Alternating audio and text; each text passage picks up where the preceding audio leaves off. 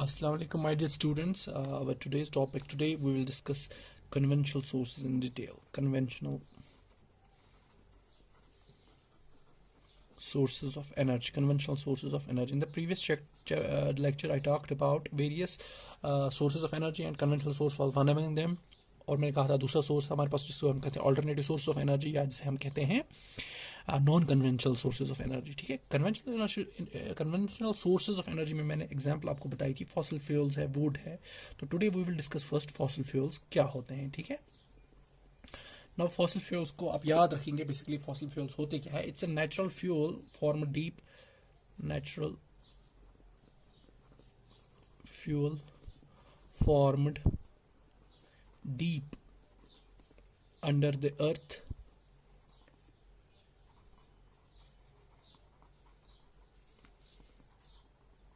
from the prehistoric times, from the prehistoric remains of living organisms like plants and animals. Plants and animals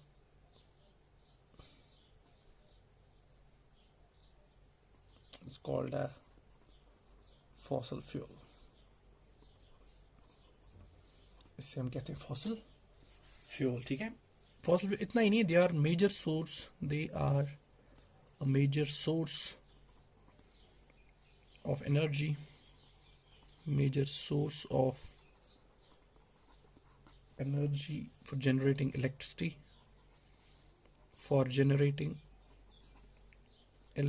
in power plants, for generating electricity in power plants. Power plants में भी energy generate करने के लिए एक major source है जिसको हम कहते हैं फॉसिल फ्यूल्स. ठीक है, तो फॉसिल फ्यूल्स कैसे बने थे? बेसिकली लॉन्ग टाइम एगो जो हम इस दुनिया पे बहुत सारे एनिमल्स थे, कुछ एनिमल्स एक्सटिंक्ट भी हुए हैं. जिस तरह आज पेड़ कटते हैं, इसी तरह प्रीहिस्टोरिक टाइम्स में भी पेड़ कटते थे. वो पेड़ जब कट गए और ज़मीन में दफन हो गए, और Aahista Aahista under the transformation of these remains, dead remains of plants and animals, due to the pressure in the earth's crust and the temperature, ये आहिस्ता आहिस्ता ट्रांसफॉर्म होते हैं कुछ फ्यूल्स, और उन फ्यूल्स को हम कहते हैं फॉसिल फ्यूल्स. ठीक है, इन फॉसिल फ्यूल्स की मैंने आपको कल भी बहुत सारी एग्जांपल्स बताई थी. जैसे मैंने आपको बताया था कोल है हमारे पास, पेट्रोलियम है और नेचुरल गैस है. इनको हम एक एक करके डिस्कस करेंगे. Natural gas. ठीक है, तो पहले हम लेते हैं व्हाट कोल एक्चुअली इज. ठीक है, अब कोल क्या है इसको हम थोड़ा सा डिस्कस करेंगे. बेसिकली कोल जो है इट्स बेसिकली कम्प्लेक्स मिक्सचर. इसको लिखेंगे coal is a complex mixture. Coal is a complex mixture of carbon compounds,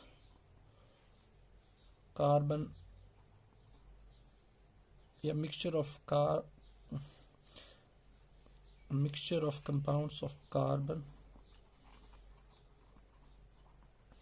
hydrogen है इसमें,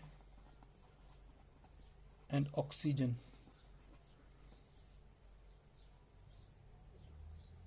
small amounts of nitrogen,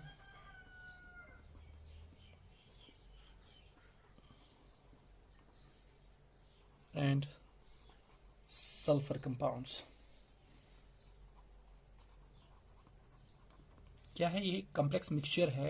किस किस का है? Mixture of compounds of carbon होता है इसमें हाइड्रोजन होता है, इसमें ऑक्सीजन होता है, और कुछ ट्रेसेस में इसमें होता है नाइट्रोजन भी होता है, और इसमें सल्फर कंपाउंड्स भी होता है. तो ये कंपाउंड जो है कॉन्स्टिट्यूट करते हैं कोल.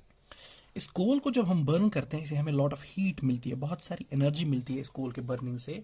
ठीक है, तो that's why this coal is used as an important fossil fuel, because इससे हमें lot of amount of this ये हीट मिलती है. इस कोल से हम कोल गैस भी ऑब्टेन करते हैं. You should remember, coal gas भी हम निकालते हैं इससे. हम इसे इलेक्ट्रिसिटी भी जनरेट कर सकते हैं, थर्मल इलेक्ट्रिसिटी से आप कहते हैं. ठीक है, इलेक्ट्रिसिटी भी हम इसे जनरेट करते हैं. और it's also use as coal oil, synthetic petrol जो होता है. तो this is the importance of basically coal. ठीक है, कोल के साथ साथ और एक कंपाउंड है दैट्स कॉल्ड कोक. कोक जो है, coke is 98% carbon, pure. Coke is excellent fuel than coal. Coke जो है, कोक से भी ज़्यादा हमें हीट मिलती है एज कम्पेयर टू कोल, ठीक है। तो दीज टू आर बहुत इंपॉर्टेंट है। उसके बाद हमारे पास बचता है फिर पेट्रोलियम। Now petroleum जो है, petroleum is also an important, it's crude oil petrol, it's a complex mixture, it is a complex mixture of several solid, liquid and gaseous hydrocarbons mixed with water, salt and earth। इस petroleum जो है ये basically, इसे जब हम obtain करते हैं crude form में, फिर हम उसको जब डिस्टिलेशन करते हैं उससे हमें बहुत सारी चीज़ें मिलती हैं। क्या क्या चीज़ें मिलती हैं? फॉर एग्जांपल इसे हमें मिलता है पेट्रोल सबसे पहले, या पेट्रोलियम गैस, आप याद रखेंगे पेट्रोलियम गैस, इसे हम गैसोलीन भी कहते हैं, ठीक है। या याद रखो आप पेट्रोल, इससे हमें डीजल मिलता है, केरोसिन ऑयल मिलता है एंड फ्यूल ऑयल, ठीक है। तो ये बहुत सारी कॉन्स्टिट्यूएंट्स हैं इसके, दिस ना what we call as petroleum की, ठीक है। पेट्रोलियम के बहुत सारे जो कॉन्स्टिट्यूएंट्स होते हैं वो होते हैं, it's a complex mixture of several solid, liquid and gaseous hydrocarbon mixed with water, salt and earth. Petroleum gas होता है, इसमें पेट्रोल होता है, डीजल होता है, केरोसिन होता है और फ्यूल ऑयल होता है, ठीक है ना। उसके बाद है नेचुरल गैस। Natural gas